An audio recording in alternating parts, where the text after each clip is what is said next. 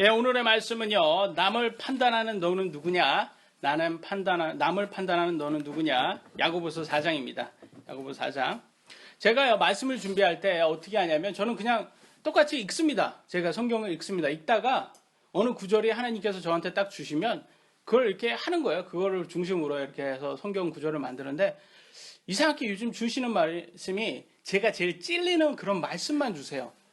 예, 요걸 딱 하시면, 예, 저를 잘 아시는 분들은 목사님이 이걸 말할 자격이 있습니까? 이렇게 하실 거예요. 맞습니다.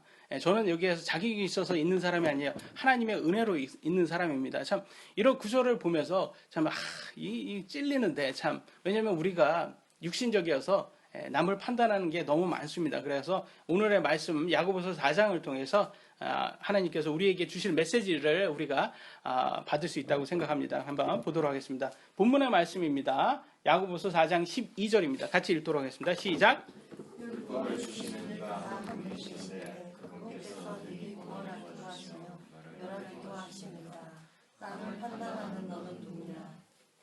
남을 판단하는 너는 누구냐라고 이렇게 말씀을 합니다. 저는 어렸어요. 크리스천 가정에서 태어나지 않았어요. 크리스천 교육도 받지도 않았습니다. 저는 한국에서 흔히 볼 수 있는 무교 집안에서 태어나서 공립교육을 받고 자랐습니다. 특히 이게 TV 뉴스에서 문제가 많은 이단 종교만을 다루고 있기 때문에 종교에 대해서는 매우 부정적인 시각을 가지고 있었습니다. 누가 저에게 전도지를 주면요, 저는 항상 마음속으로 이렇게 생각했어요. 나는 내 주먹을 믿는다. 종교는 아주 나약한 사람들이 마음의 위안을 갖기 위해서 만든 아주 비생산적이고 쓸모없는 집단으로 보였습니다. 특히 교회에서 목사가 또 성도가 돈이나 권력 문제로 서로 싸우고 다투고 욕하는 장면을 TV에서 보면 역시 무교로 사는 게 제일 안전하다는 확신까지 들 정도였어요. 무교의 견해에서 보면요, 눈에 보이지도 않는 하나님 어떻게 믿을 수 있겠습니까? 기독교인들의 행동을 보면서 그들이 믿는 하나님을 판단할 수밖에 없게 됩니다. 대학생이 되어서요, 저는 영어를 배우기 위해서 미국 선교사가 사역하는 교회를 가게 되었어요. 그런데 실제 제가 교회에서 만났던 사람들은요, 저에게 매우 친절했습니다. 어떻게 우연히, 제 딴에는 우연이라고 하지만 하나님이 인도했으니까 갔겠지만, 우연히 인간적으로 봤을 때 우연히 걸려서 가게 된 교회가 그래도 그나마 좀 좋은 교회였던 것 같아요. 매우 친절했어요. 제가 직접 사람들을 만나보니까요, TV나 소문으로만 들었던 기독교의 문제점을 교회 안에서는 찾아볼 수가 없었어요. 이게 TV에서 하는 거하고 당장 맞는 건 아니구나, 아니면 교회마다 다 틀리겠구나, 그런 생각이 들었어요. 저는 그때 아주 가난한 대학생이었습니다. 근데 가난한 대학생에게 헌금을 강요하지도 않았어요. 그리고 제가 또 배고프잖아요. 대학생이. 얼마나 대학생이 배고픕니까? 꼬박꼬박 교회에서 나오는 식사를 다 챙겨 먹었습니다. 근데요, 눈치 한 번은 안 주더라고요. 오히려 교회 열심히 나온다고 좋아하셨어요. 그래서 저는 교회 다닌 지 여러분 한 달 만에 예수님을 믿기로 다짐합니다. 그래서 좀 약간 저는 특이해요. 많은 사람들은 몇 년 걸리더라고요. 예수님 믿는데. 저는 딱 제가 봤을 때, 그렇게 생각이 됐어요. 성경을 전혀 이해 못했거든요. 성경을 전혀 이해 못했는데, 이 사람들이 친절했어요. 그러니까, 이렇게 이 정도 친절한 사람들이 믿는 하나님이라면, 나도 신뢰할 만하겠다. 이런 생각이 들었어요. 그래서 저는 그분을 신뢰하기로 하고, 그분을 믿기로 했습니다. 그래서 예수님을 믿었어요. 그와 같이 제가 이런 말씀을 드린 게 왜 그러냐면 지난주에 우리가 본 구절이 있잖아요. 그 구절이 너무 와닿아서 그래요. 저에게는. 왜냐하면 제가 구원을 받은 게 이유와 같았거든요. 그래서 히브리서 12장 14절 다시 한번 읽겠습니다. 시작. 모든 사람과 더불어 화평과 거룩함을 따라 그것들이 없이 아무도 주를 보지 못하리라. 이와 같이요. 모든 사람과 더불어 화평과 거룩함을 따르라 이렇게 나와 있어요. 여러분, 이게 기독교인의 자세입니다. 항상 모든 사람과 화평하셔야 돼요. 거룩하셔야 돼요. 그렇지 않으면요, 그 사람들은 절대로 볼 수 없는 그 하나님을 어떻게 보고 믿을 수 있겠어요? 우리가 똑바로 하지 않으면요, 누구도 예수님을 신뢰할 수가 없습니다. 그래서 우리 하나님을 믿는다고 말하는 사람들은요, 항상 조심해서 최선을 다해서 사람들에게, 모든 사람에게 친절해야 돼요. 그렇게 할 때 하나님께서 영광을 받으신다고 했습니다. 제가 예수님을 믿은 후에 솔직히 말하면요, 성경을 한 장을 읽기가 어렵더라고요. 한 장. 여러분은 잘 읽으시니까 처음에 여러분 구원 받으셨을 때 어떻게 됐는지 모르겠지만 잘 읽으셨는지 모르겠어요. 저는 한 장 읽기도 어렵더라고요. 너무 어려워서. 그래서 처음부터 읽을 때 이제 신약부터 읽으라고 하더라고요. 그래서 이제 마태복음 있잖아요. 마태복음, 그럼 제가 아는 게 그때 당시에는 못 밖에 없으면 마태복음은 멸치볶음, 에베소서는 에베소서, 그러니까 애가 안 들으시는 분들이 이걸 보셔야 되구나, 임신을 원하는 건. 그래서 재미없죠? 예, 죄송합니다. 예, 저도 그때는 그것밖에 몰랐다는 거예요. 성경을 그것밖에 몰라서 이렇게 마태복음 1장 1절을 보니까 누구는 누구를 낳고 누구는 누구를 낳고 예수님 족보가 나왔어요. 상당히 재미가 없더라고요. 예, 그래서 바로 포기하게 되는데, 그렇게 성경 읽기가 어려웠어요. 그때 당시에. 그렇게 그 당시에는 그렇게 어려웠는데요. 나중에 이제 조금 계속 교회를 다니다가 이제 선교사님의 통역을 담당을 하게 됐습니다. 제가 영어 통역을 담당을 하게 돼서 통역을 담당하니까 제가 이해가 안 되면 이 통역이 이 영어를 안다고 해도 제대로 이해가 안 되면 안 되잖아요. 그러니까 영어를 이해해야 되니까 공부를 하게 되더라고요. 성경 공부를. 그러면서 조금씩 성경이 이해가 되기 시작했어요.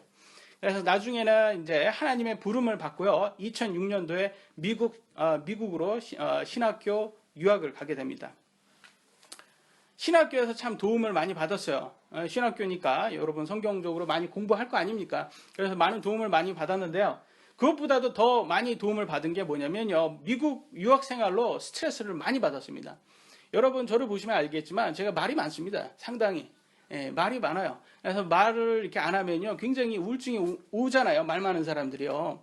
근데 말 많은 사람들이요, 미국에 딱 놓고 보니까 말을 안 하는 거예요, 얘가. 영어니까. 그러니까 말을 안 하는 거예요. 그러니까 이게 우울증이 안 올 수가 없습니다.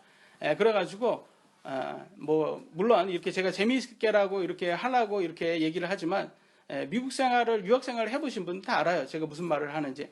어려워요. 힘듭니다. 유학 생활이 이렇게 아무나 이렇게 할 수 있는 게 아니에요. 그래서 불면증이 저한테 찾아왔습니다. 불면증이 찾아와서 매일 밤 잠이 안 오니까 할 게 따로 있으니까 성경밖에 읽을 게 없죠. 그래서 성경을 몇 시간 동안 계속 읽었습니다. 매일같이. 읽으니까 참 도움이 많이 됐어요. 그때 성경을 많이 읽을 때 그 도움이 많이 되더라고요. 그래서 영적 성장은요, 여러분, 성경을 꼭 매일 읽으셔야지, 조금이라마 읽으셔야지 그게 되지, 성경 안 읽고 영적 성장 되는 사람 없습니다. 성경 안 읽고 여러분 설교만 듣는다고? 안 돼요. 설교는요, 영적인, 제가 말씀드리겠습니다, 비타민 정도.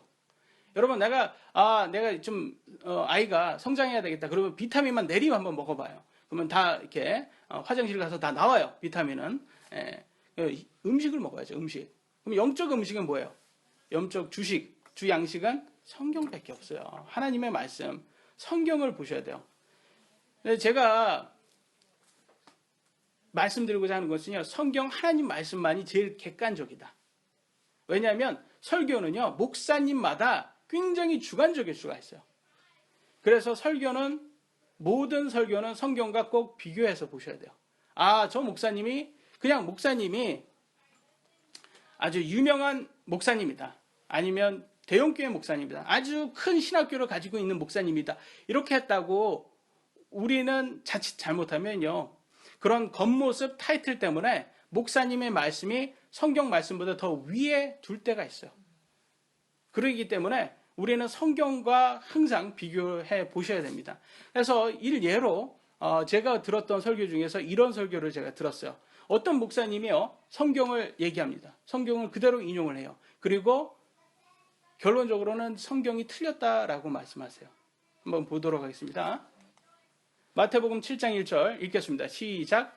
너희가 판단을 받지 아니하도록 판단하지 말라. 예수님께서 이 명령을 하신 거예요. 7장 1절 가서 보세요. 예수님이 하신 예수님께서 명령하신 거예요. 그러면 우리는 판단해야 됩니까? 하지 말아야 됩니까? 예수님이 하지 말라 했으면 우리는 하지 않아야 되는 거예요. 그런데 이 목사님이 뭐라고 말했냐면 나는 남을 판단하라고 월급을 받는다. 돈을 받는 사람이다. 남을 판단하라고. 이렇게 말씀하신 거예요. 그럼 누가 맞아요? 그 목사님이 맞아요? 아니면 이 성경 구절이 맞아요? 이 성경 구절이 맞는 거예요. 판단하지 말라면 우리는 판단하지 말아야 되는 거예요.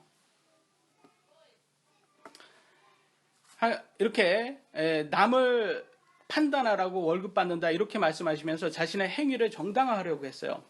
그런데 우리는 유명하다고 성경 위에 두면 안 됩니다.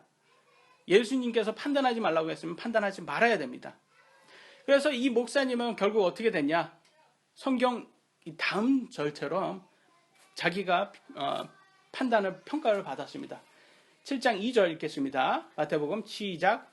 너희가 무슨 판단으로 판단하든 그것대로 판단을 받고 너희가 무슨 척도를 재든 그것대로 너희가 다시 평가를 받으리라. 예, 여러분이 누구를 판단하면 그거로 다시 여러분이 평가를 받는데요. 이분은요, 미국에서 한 큰 신학교를 갖고 있던 목사였는데요. CNN 뉴스에서 나올 만큼 뭘로 나왔냐? 좋은 걸로 안 나왔어요. 인종차별. 이 학교에서는 흑인과 백인의 교제를 허락하지 않았습니다. 그리고 아이들 학대로 아주 문제가 많은 목사로 평가받았어요. 이거대로 됐잖아요. 네? 정말로 그렇게 된다니까요. 자기가 많이 평가한 대로 평가를 받습니다. 그러니까 우리는요, 남들을 판단하면 그 척도로 우리 자신도 그대로 평가받는다는 사실을 꼭 알아둬야 돼요. 그래서 판단하는 거 조심하셔야 됩니다. 우리가 아무리 바른 성경을 쓰고요, 교리적으로 더 성경적이라고 해서 남을 판단할 수 있는 권한까지 가지고는 아닙니다. 물론 구원파 같은 거짓 교리, 사탄의 속임수가 교회 안에 많이 들어와 있어요.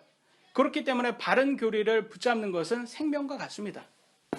바른 교리는 남들을 판단하고 그 잣대로 채점하라고 우리에게 주신 교리입니까? 아니면 내 자신을 판단하여서 죄에서부터 나오라고 주신 교리일까요? 그죠? 그런데 우리는 그걸 성경을 배워서 남 평가하는 데만 쓰고 있다는 거죠. 왜냐하면 우리가 다 육신적이어서 그래요. 남의 잘못만 비판하는 것에 모든 시간을 사용하다 보면요, 상대적으로 나는 바르다라는 착각을 하게 됩니다. 하나님은 사랑하지 않고요, 판단만 했던 사람들이요, 바로 예수님께서 그렇게 지적했던 종교 지도자들이었어요. 나는 과연 하나님을 사랑하는가? 나는 과연 하나님을 사랑해서 무엇을 희생하고 있는가? 우리는 생각해 보셔야 돼요. 우린 모두는 생각해 봐야 됩니다. 초대교회 크리스천들은요, 예수님을 구원자로 믿는다고 고백한 그 순간부터요, 재산이 몰수당할 수도 있었어요. 그리고 목숨까지 빼앗길 수 있었습니다.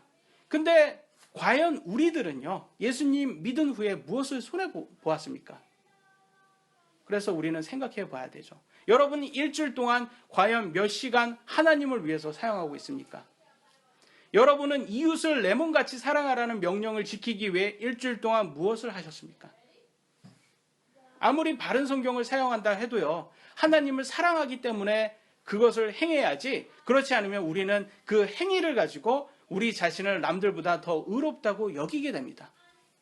예수님께서는 율법의 행위로 남들보다 의롭다 여기는 종교 지도자들에게 이렇게 말씀하셨어요. 누가복음 5장 32절입니다. 시작. 너는 외로운 자들을 불러오지 아니하고 죄인들을 불러 회개하게 하려고 하시니라. 성경을 읽을 때요, 예수님의 말씀을 보시면 그것에 예수님께서 말하고자 하는 의도를 좀 확인을 하셔야 돼요. 이게 나는 의로운 자를 부르러 오지 않았다, 그래서 종교 지도자들이 의롭다라는 말이 아니에요. 종교 지도자들은 의롭다 스스로 여기기 때문에 너네는 구원 못 받는다, 이 소리예요. 죄인들을 부르러 회개하러 왔다. 내가 죄인이라고 생각하고 깨달은 사람만 구원을 받는다, 이 소리입니다. 여러분, 여러분은 의인이라고 생각하십니까? 여러분 의롭다고 생각하십니까? 여러분이 구원을 받으셨다면 여러분은요, 죄인인데 용서받은 죄인. 변함이 없어요. 죄인은 그대로예요, 여러분. 용서받은 죄인이에요. 그 죄인의 타이틀은 변하지 않아요. 용서받은, 아직 구원받지 못한 죄는 용서받지 못한 죄인, 똑같은 죄인이다. 우리는 다 예수님 눈에는 다 죄인입니다.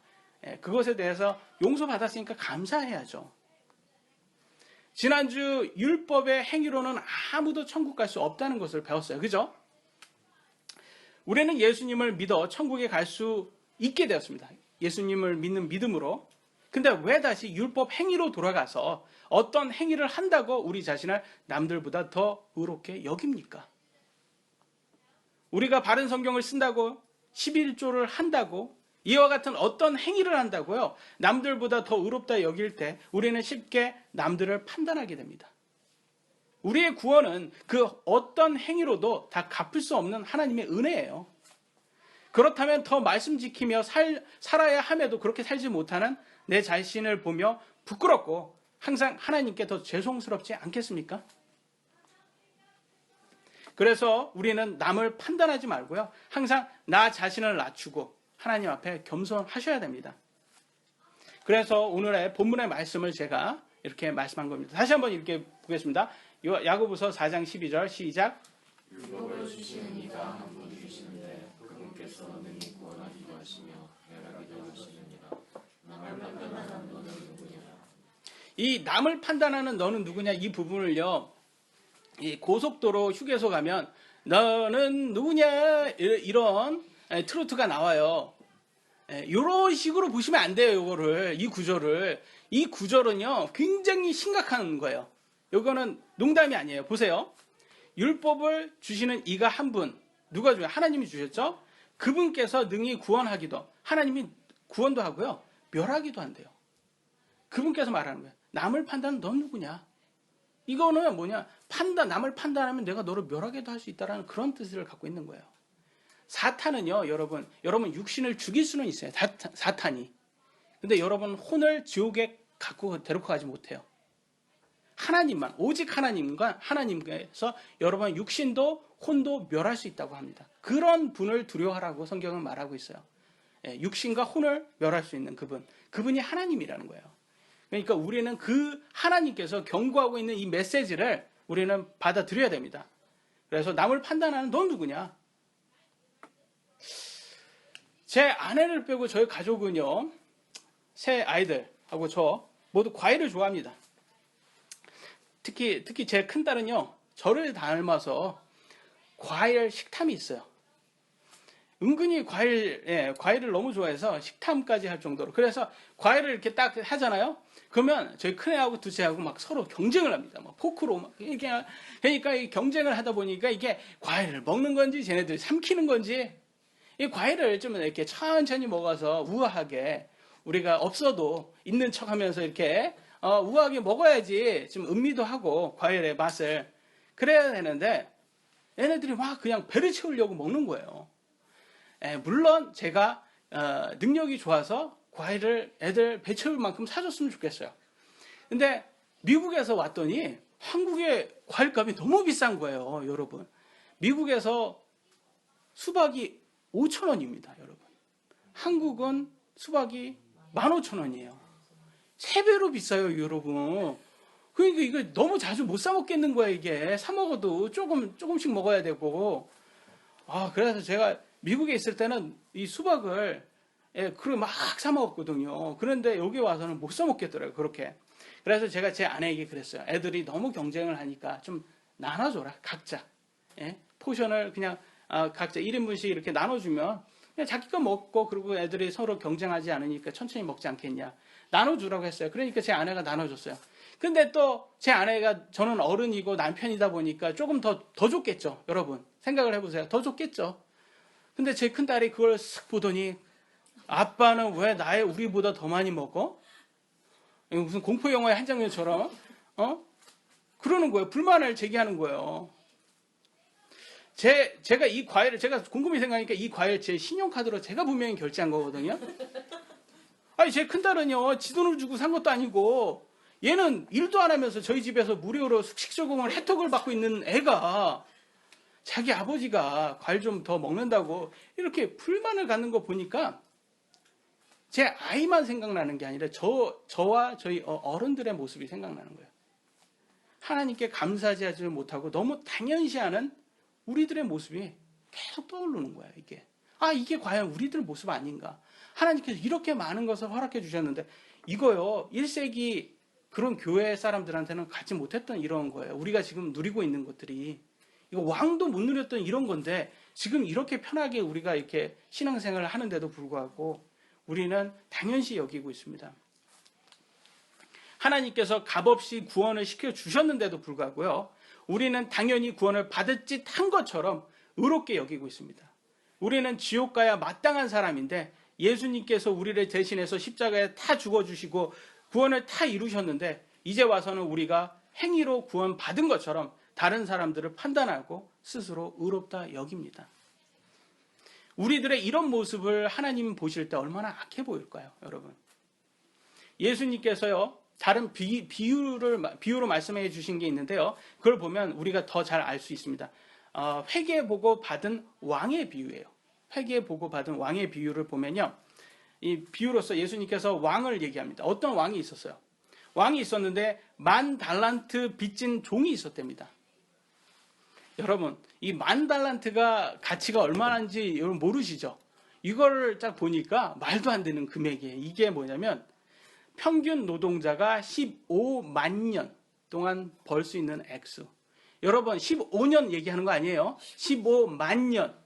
성경적으로 지구의 나이가 6,000년입니다. 지구와 같이 아담이 일을 합니다. 일을 해서 지금까지 일을 했는데 6,000년이 됐어요. 지금까지 아담이 살아서 일을 했다면. 그래도 못 보는 돈이에요, 이게. 그러니까 한 사람은 벌 수 있는 돈이 아니구나.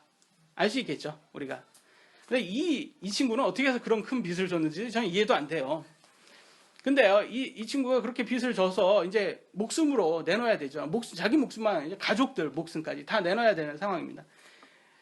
그러니까 그 갚을 능력이 없으니까 왕이 이거 막 강구를 하는 거예요. 제가 갚겠습니다. 이거 갚을 능력도 없는 것이 막 갚겠습니다. 근데 왕이 너무 좋은 왕이야. 이 왕이 어떻게 이런 금액을 저는 용서해주는 왕이 어디 있습니까, 세상에. 용서해주고 탕감을 해줘 버려요. 이렇게 좋은 왕이 어디 있어요. 근데 이 악한 종이요, 용서를 받자마자 나와서 뭘 했는지 아세요? 자기 동료 종에게 돈을 좀 꿔줬어요. 얼마를 꿔줬냐면 100데나리온을 꿔줬어요. 그 100데나리온이 평균 노동자 100일 동안 버는 금액이에요. 100일. 그러니까 목돈이긴 하지만 누구나 100일만 일하면 벌 수 있는 금액이니까 아주 큰 돈은 아니에요. 못 갚는 돈은 아니에요. 그거 빚졌다고 감옥에 쳐넣습니다. 여러분. 정말 악하지 않습니까? 이거를 보고 이 사실을 안 왕이 악한 종에게 얼마나 화가 나겠습니까? 내가 진짜 큰 거를. 그러니까 이렇게 말을 합니다. 마태복음 18장 32절로 34절에 그때 그의 주인이 그를 불러 그에게 이르되 오 악한 종아 내가 내게 애걸하기에 내가 내게 그 모든 빚을 용서해 주었은즉 내가 너를 가엾게 여긴 것 같이 너도 내 동료 종을 불쌍히 여겼어야 하지 아니하느냐 하고 그의 주인이 노하여 그가 자기에게 진 모든 빚을 갚을 때까지 그를 형벌 주는 자들에게 넘겨주었느니라. 이렇게 했어요. 이 말은 뭐냐면 15만 년 동안 이 금액을 하루에 10만 원씩을 계산을 제가 했어요. 시간이 많이 남아서 계산을 한 건 아니고요. 제가 여러분들에게 조금 더 이렇게 좀 보여줘야 되잖아요. 그래서 그걸 계산을 하고 앉았습니다. 제가 앉았어요. 하니까 5.5조 원 정도 됩니다. 5.5조 원. 100일은 1,000만 원이에요. 그래서 5.5조 원을 용서받은 친구가 1,000만 원 빚진 사람한테 나중에 갚겠다고 하는데도 불구하고 감옥에 넣은 거예요. 이걸 한번 생각을 한번 해 보세요. 여러분이 구원을 받은 것은 돈으로 가치도 아니에요. 그렇지만 그걸 한번 돈으로 계산하면 5.5조 원이라고 한번 해 보도록 하겠습니다. 천국에 가는 금액이 5.5조 원이에요. 여러분 5.5조 원 있습니까? 중학생한테 물어보면 5.5조 원 없는 사람 없잖아요. 다 있잖아 이렇게 얘기하는데 게임 아이템 아니에요. 게임 아이템 아니고요. 5.5조 원 진짜 돈. 우리 억 단위 넘어가면 벌써부터 헷갈립니다. 없잖아요. 그러니까 여기는 아무도 천국에 갈 수 있는 사람이 없는 거예요, 여러분. 없는 거예요. 근데 우리는 그럼에도 불구하고 말도 안 되게 하나님께서 용서를 해줬단 말이에요. 구원을 시켜주셨어요. 근데 우리 이웃이나 우리 형제가 우리에게 조금 뭐 실수 한번 했다고 그걸 용서 안 해주는 거예요. 그런 거를 보여주는 거예요, 지금. 너는 내가 5.5조 원 용서해줬는데 너는 1,000만 원 용서 못 해주냐? 이거 얘기해 주는 거 아니에요. 그러면서 뭐라 이게 내 동료 종을 불쌍히 여겼어야 하지 아니하냐. 여러분 주위 사람들한테 그 사람이 나한테 막 뭐라고 했어요. 그러면 여러분 그들을 불쌍히 여겨야 돼요. 사실은. 왜냐하면 그들은 아직 5.5조 원의 용서를 못 받은 사람일 수가 있어요. 그러니까 여러분들은 그들에게 가서 이 5.5조 원의 용서 받을 수 있는 이 복음이라는 걸 알려주셔야 되는 거예요. 친절하게. 여러분 친절하지 않게 하면 안 되거든요, 이게. 여러분 그렇게 큰 게 용서를 받아놓고서 우리는 안 한다는 거예요, 지금. 남을 판단이랑 했었고 그런단 말이에요. 결국 이 악한 종은요, 영원한 형벌을 받았을 거예요. 왜냐면 영원히 갚을 수 없는 돈이니까. 이 말은 뭐냐, 여러분. 구원 받았다고 하지만 지금 우리가 용서 안 해주니까 다시 왕이 부르잖아요. 그죠? 이해되시죠? 그럼 그 악한 종이 와, 용서해줬잖아요. 탕감해줘놓고 뭐 또 불러. 사람 두말하는 것도 아니고. 이렇게 할 수가 없어요, 왕 앞에서는. 예? 그러니까 우리가 구원 받았다고 이렇게 확신을 받았음에도 불구하고 우리 용서 안 해주면 우리 또 불려갈 수도 있다라는 거예요. 우리는 조심해야 되는 거예요. 그러니까 우리 하나님 앞에 조심해야 되는 겁니다. 우리는 그래서 우리가 받은 이 구원의 가치를 깨닫는다면 다른 사람을 판단하지 않을 겁니다. 오히려 그들을 불쌍히 여기고 친절하게 복음을 전할 겁니다. 그래서 이 야고보서 4장에서 주는 메시지 3가지를 제가 발췌해 봤어요. 첫 번째, 성경에서 말하는 것은 비방하지 말랍니다. 첫 번째, 비방하지 마라. 야고보서 4장 11절 제가 읽겠습니다. 형제들아, 서로 비방하지 말라. 자기 형제를 비방하는 자나 자기 형제를 판단하는 자는 율법을 비방하며 율법을 판단하는 자니, 그러나 만일 내가 율법을 판단하며 율법을 행하는 자가 아니요 판단하는 자로다. 이 말이 뭐냐면, 야, 너네 판단만 하고 있으면 그거 행하는 거 아니야, 이 얘기예요. 지난주에 율법을 적법하게 쓰면 선한 행위가 나온다고 말씀을 드렸어요. 신약이잖아요. 그러니까 율법을 행해야 된다는 것도 이것도 간접적으로 지금 얘기해 주고 있는 거예요. 율법을 행하는 사람이 되어야지 판단하는 자가 되면 종교 지도자들처럼 위선이 된다. 사람들을, 형제를 비방하는 것은 위선자에 되는 길입니다. 여러분, 비방 무슨 말입니까? 남을 비웃고 헐뜯어 말하는 거예요. 우리는 나라 사람들이 참 잘하는 거예요. 너 처음 보면서 이렇게 헐뜯어요. 너 얼굴이 정말, 넌 어떻게 그렇게 못생겼냐, 막 이렇게 막 말하고, 그게 재밌다고 막 그러고, 막 이렇게, 너는 오라버니가 되게 살 되게 많이 쪘다, 막 이렇게 얘기하고 막 그래요. 예. 저를 보면서 그래가지고 제가 많이 상처를 받았어요. 아니, 농담이고요. 예. 이렇게 막 사람들이 말하면 안 되는데, 이 비방이라는 단어 들으면 뭐가 제일 먼저 생각납니까? 선거하는 사람들 제일 생각나지 않습니까? 선거하는 사람들이 다른 사람들 비방 많이 하잖아요. 왜 많이 하냐? 자기가 깨끗하고 정직해서가 아닙니다. 다른 사람들은 못하게 낮춰서 내가 상대적으로 깨끗한 척 보이는 거예요. 근데 우리가 척한다는 걸 어떻게 하냐? 뽑아보면 알거든요. 뽑아보니까 느끼는 건, 항상 투표해보면 느끼는, 그놈이더라.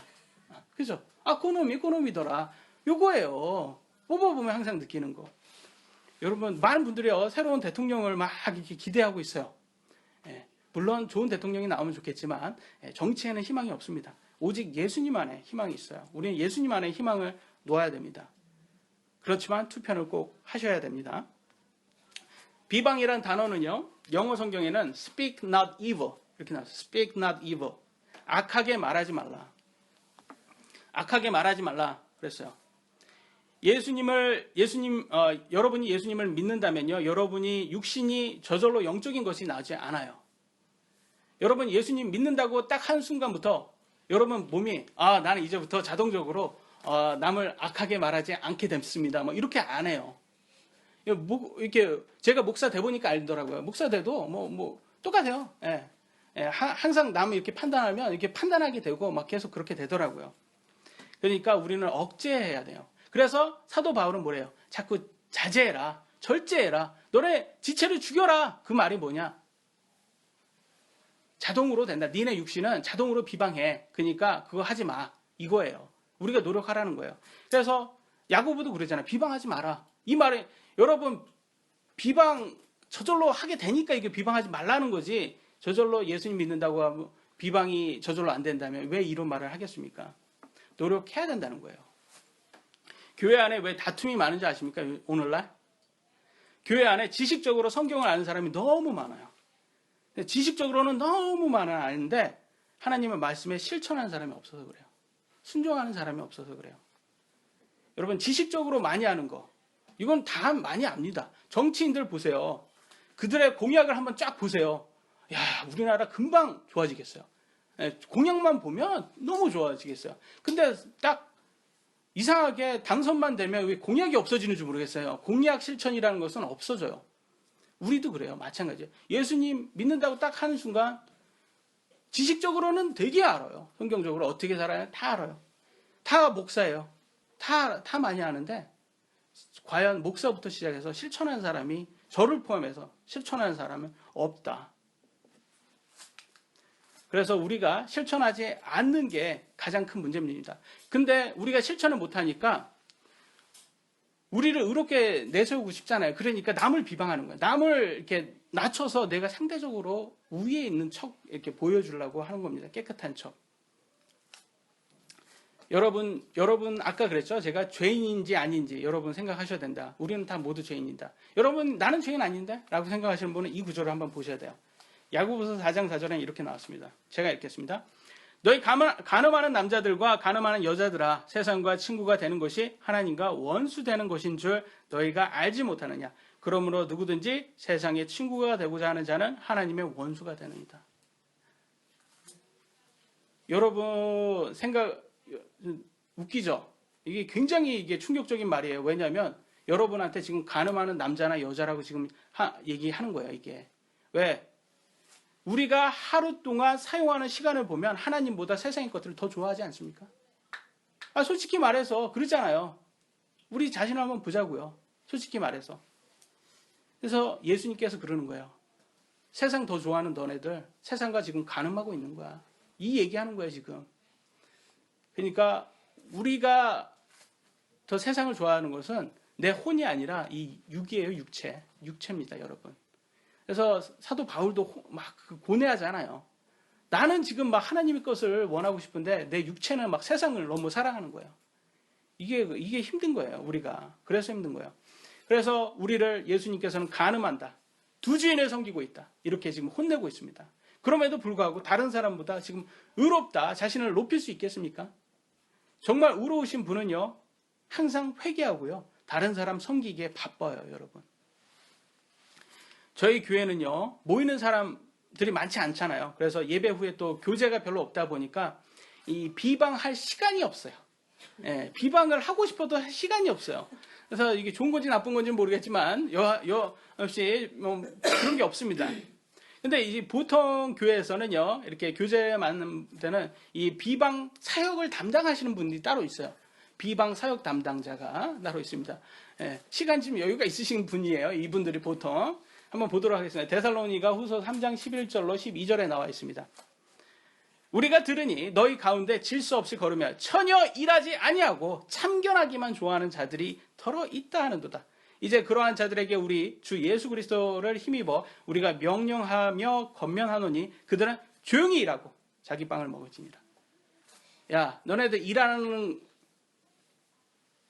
조용히 참견만 하지 말고 좀 일 좀 하고 조용히 일이나 좀 해라. 꼭 일을 안 하는 것들이 좀 말이 많아요. 또 참견이 많아요. 이 말이에요. 이게 좀 편하게 말하면. 여러분 친척 중에도 꼭 이런 분들이 있습니다. 나이 지극히 드셔서 가족 행사 때마다 좀 쉬셔도 되는데 굳이 오셔서 하나도 도와주지 않으면서 이거 해라 저거 해라 참견만 하시는 분. 말은 안 하지만 다 눈을 보니까 다 공감하시는 것 같아요. 그래서 이래서 나온 속담이 남의 일에 콩나라 판나라 하지 마라.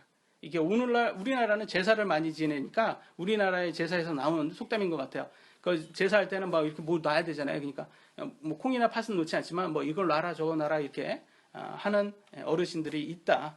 그래서 남의 일에 참견하지 말아라 이러는 거예요. 성경에서 일하지 않는 사람들 꼭 참견한다. 이게 거꾸로 조용히 일해라 이 뜻이에요, 여러분. 우리는 교회 모임에서 조용히 일을 해야 됩니다, 여러분.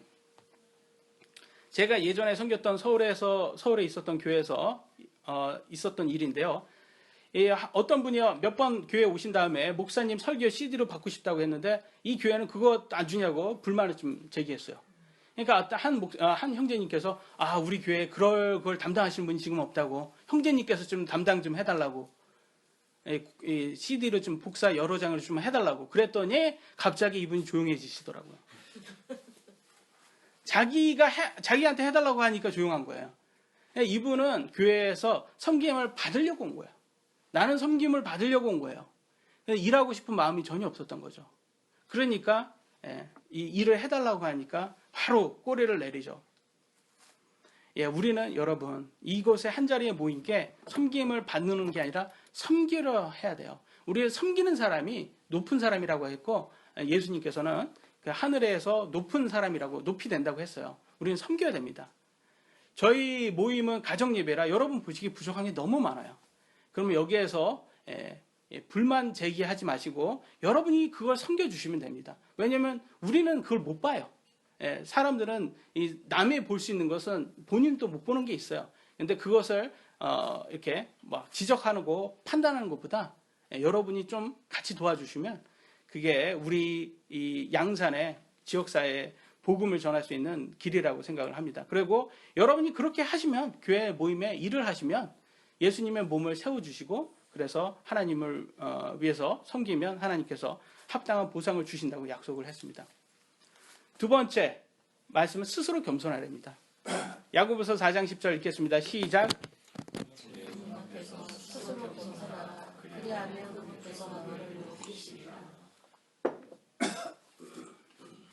주의 눈앞에서 스스로 겸손하라는 말은요, 주님께서는, 우리는 주님을 눈으로 볼 수 없습니다.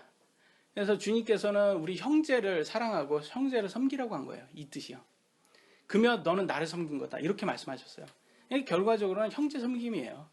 그리고 이제 이웃 섬기는 거죠, 결과적으로. 그래서 이웃들에게 겸손하셔야 되는 거예요. 근데 우리 육신은요, 저절로 겸손해지지 않습니다. 제가 지난번에 말씀드렸죠. 제 친구가 잘하는 말, 나는 너무 겸손한 게 너무 자랑스러워. 제 겸손하지 않습니다, 절대로. 우리 육신은 그래요. 우리는 누구한테 저 친구 참 겸손한 사람이야, 이 칭찬 듣고 싶어서 하는 게 겸손이에요. 우리는 이득이 있지 않으면 우리 몸은 절대로 겸손하지 않습니다. 그럼 우리 몸이 좋아하는 건 뭐야? 자랑. 그래서 오늘날 유행하는 어들이 뭐냐면 이 겸손의 반대, 허세, 갑질, 자랑질, 그리고 아이들이 좋아하는 거는 관심종자라고 하더라고요. 관심종자. 그래서 이렇게 보면 이렇게 사진 보면 이렇게 나 새로 시계를 샀어. 그래서 좋은 시계 이렇게 딱 보여주는데 사실은 시계 자랑하는 게 아니라 거기에서 같이 있는 핸들에 비사 마크 이렇게 딱 있는 외제차, 나 외제차도 갖고 있어, 이거 자랑하는 거예요, 사실. 근데 시계는 그냥 사실은 보여주는 것 뿐이죠. 도와주는 것 뿐이고 사실은 외제차 갖고 있다, 이거 자랑하는 거. 관심 종자가 많다고 하더라고요, 오늘날 인터넷 보니까. 근데 이게요, 다 세상에서부터 오는 거랍니다. 이 자랑질 좋아하는 게. 요한 1서 2장 16절에 세상에 있는 모든 것, 즉 육신의 정욕, 안목의 정욕, 인생의 자랑은 아버지에게서 나지 아니고 세상에서 나느니라. 여러분, 이 세상의 낙은요, 돈, 쾌락, 자랑, 인생의 자랑, 요 세 가지예요. 요 세 가지 때문에 우리가 사는 거예요. 그게 육신이 좋아하는 거예요. 그래서 어떤 사람들, 오늘 젊은 사람들의 인생의 목표가 돈 진짜 열심히 법니다. 그래서 외제차 사는 거, 자랑질하는 말고. 그게 왜냐면 그래야지 다른 사람한테 부러운 시선을 받잖아요.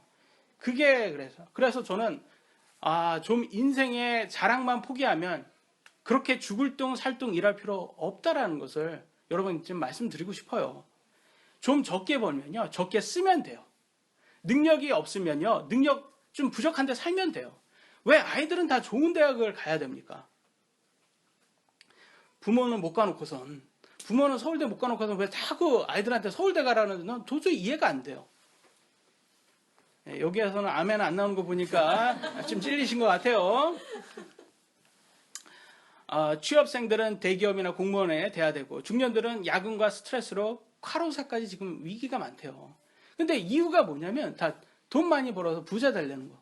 이유가 딱히 없어요. 그냥 좀만 좀 작게만 살아도 괜찮게 사는데 이게 한국의 정형화된 패턴이라 좀 안타깝습니다. 그래서 우리는 뭐 그런 말 하더라고요. 빚 갚는 할부 인생이라고. 할부 인생이다.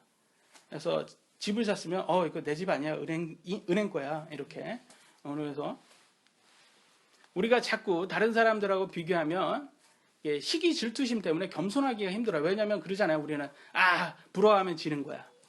그래서 꼭 이렇게 겸손하려면 오늘날은 또 겸손하면 아니면 또 검소하면 이게 저 사람 겸손해 검소해 그렇게 말 안 하고 무능해 이렇게 말하거든요. 그러니까 지는 것 같아서 말 안 해요. 그러니까 참 안 하려고 해요. 그런 게.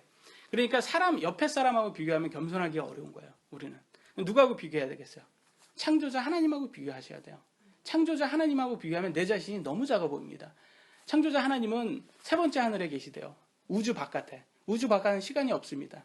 그것에 시간 안에 갇혀있는 우리들을 보시면서 진짜 여러분 얼마나 작을까요? 우주 밖에서 여러분 보시면 한 사람 한 사람 다 아시는 거예요. 이름도 아시고 마음속에 뭘 생각하는 것까지 아시는 거예요. 여러분 하나님은요. 여러분의 머리털, 머리카락 숫자도 아신대요. 놀랍지 않습니까? 저는 마태복음 10장 30절에 이 구절을 보면서 아니 이게 오늘 아침에 머리 감고 나 숫자 또 바뀌었는데 뭐 이렇게 나도 모르는 이 숫자를 어떻게 하나님은 아실까? 우리 하나님이 이렇게 꼼꼼하구나. 이런 꼼꼼하신 분이 우리한테 영원한 세상이 있다고 약속하셨구나. 그러니까 허튼 약속이 아닌 거예요. 이 꼼꼼하신 분이 약속하면 이거 지키는 거예요, 여러분. 그런 지키는 이 영원한 생명을 약속해 주셨는데 우리는 이 땅에 산만 집착하고요. 어차피 가질 수도 없는데 지금 욕심을 부리고 헛되게 살고 있다. 야고보서 4장 3절에 아주 좋은 구절들이 많이 있습니다. 너희가 구하여도 받지 못하면 그것은 너희의 정욕에 쓰려고 잘못 구하기 때문이다. 그래서 여러분 나 부자 되고 싶어요 이렇게 기도하시면요. 그래도 안 되시죠. 많이 기도해 봤는데 안 되죠.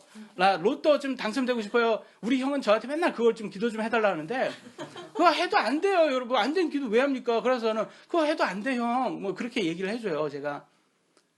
이건 안 돼요, 여러분. 부자 되는 거 그런 건 정욕이 어차피 쓸 건데 안 해준다니까요, 하나님께서. 야고보서 4장 14절.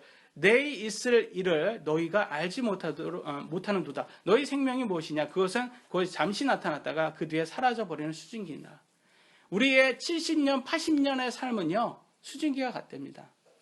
우리는 영원히 살 겁니다. 천국에서 예수님을 믿는 사람은. 영원히 살 사람들은요, 여러분, 7, 80년 인생, 비교하면 영원한 인생과 비교하면요. 여러분 밥 지을 때 수증기가 좀 나오죠. 수증기가 나오자마자 바로 사라져요. 이와 같다는 거예요. 지금 이거를 비교해서 알려주는 거예요. 우리 인생을. 7, 80년 인생이 그런 짧은 인생이다. 그런데 너는 어차피 욕심내도 갖지 못하는 거. 왜? 정욕 때문에 쓰려고. 그래서 그렇게 받지도 못하는 걸 욕심내고 있다. 지금 이걸 얘기해 주는 겁니다. 깨달아야 돼요. 그래서 겸손해져야 됩니다. 그래서 우물 아는 개구리에서 우리는 나와야 돼요. 그리고 좀 우리는 넓게 봐야 돼요. 영원한 세상을 보셔야 돼요, 여러분. 우리 7, 80년 인생으로 보시면 안 돼요. 영원한 세상을 살 사람으로 보시고 그리고 우리는 지체를 죽여서 겸손할 수 있어야 됩니다.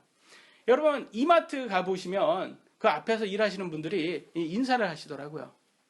그죠? 인사를 하시는데 딱 인사하는 사람이 딱 이렇게 서가지고 저 사람 나보다 나이 어리니까 난 인사 안 해. 이런 분이 없어요. 나이와 상관없이 다 인사합니다. 아주 겸손하게. 그죠? 왜? 목적이 있어서 그런 거예요. 고객 섬김이라는 목적이 있어서 그런 거예요. 우리도 있어야 된다는 거예요. 우리도 있으면 겸손할 수가 있는 거예요. 우리도. 고객 섬김, 우리는 하나님 섬김, 우리는 형제 섬김, 우리는 이웃 섬김, 이런 목적을 갖고 우리가 섬기면 우리도 겸손할 수가 있다. 근데 겸손을 하면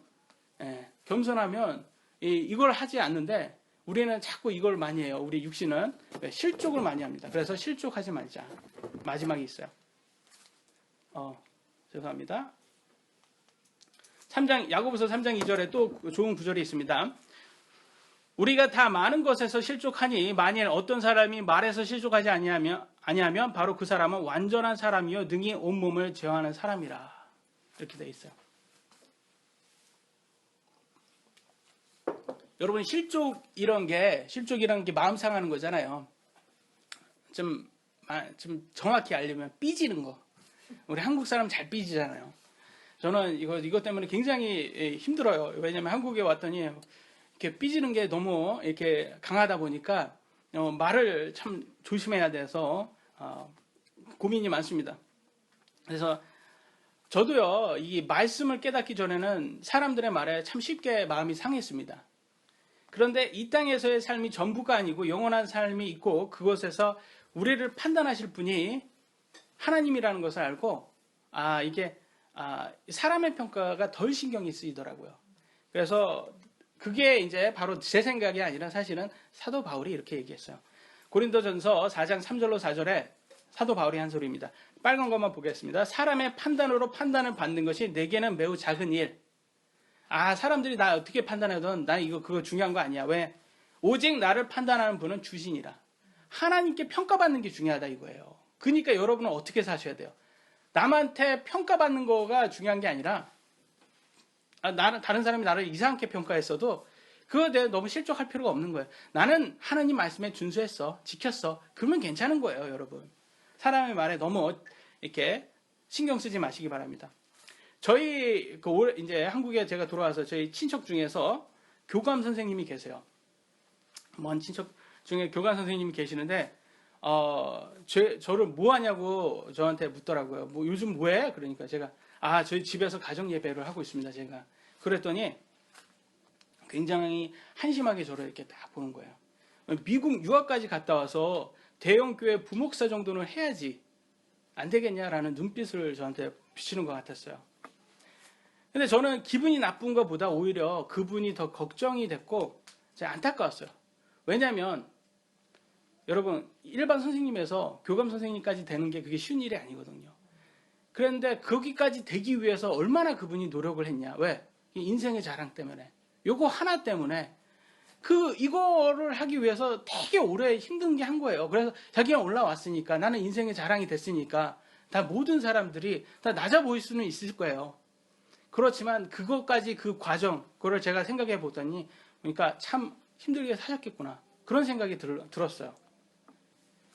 그래가지고 우리는 항상 친절하게 해야 됩니다. 뭐 누가 뭐라고 말했다고 우리를 무시했다고 그거에 대해서 뭐 욱하면 안 돼요. 그래서 우리가 자랑은 성경적으로 좋은 게 아니라고 말을 하고 있습니다. 4장 16절 여러분 읽겠습니다. 야고보서 4장 16절 시작. 이제 너희가 스스로 자랑하는 것을 기뻐하나니 그러한 기쁨은 다 악한 것이니라. 우리가 자랑하는 것은요, 여러분, 그러면 기쁨이 와요. 자랑질을 하다 보면 좀 약간 내가 뭐 쓴 것 같고 지금 뭐 된 것 같아요. 근데 그건 악하대요, 여러분. 성경에서는 그 기쁨은 악한 기쁨이래요, 여러분.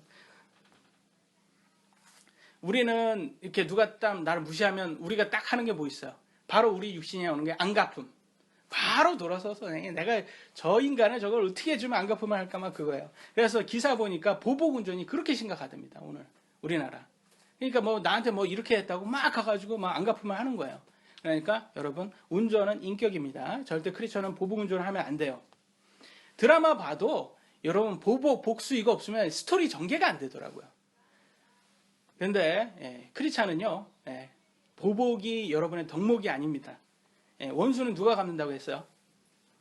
하나님이 갚는다고 성경은 말하고 있어요. 로마서 12장 19절 극진히 사랑하는 자들아 너희 스스로 원수 갚지 말고 도리어 진노하시며 맡기라. 이게 하나님한테 맡기라는 거예요. 여러분 하나님한테 맡기시고 여러분 친절하게 하셔야 돼요. 기록된 바 원수 갚는 일은 내 것이니 내가 갚으리라 주가 말하노라 하였느니라. 판단은 그분이 하시는 거예요, 여러분. 남 판단할 필요도 없고 남한테 원수 갚을 일도 없습니다. 그러니까 여러분들이 하셔야 되는 것은 뭐예요? 비방하지 마셔야 돼요. 교회에서 절대로 비방하지 마시고 이웃들에게도 비방하지 마시고 그리고 스스로 겸손하도록 노력하셔야 돼요. 겸손은 절대 자동으로 되지 않습니다. 여러분이 노력하셔야 됩니다.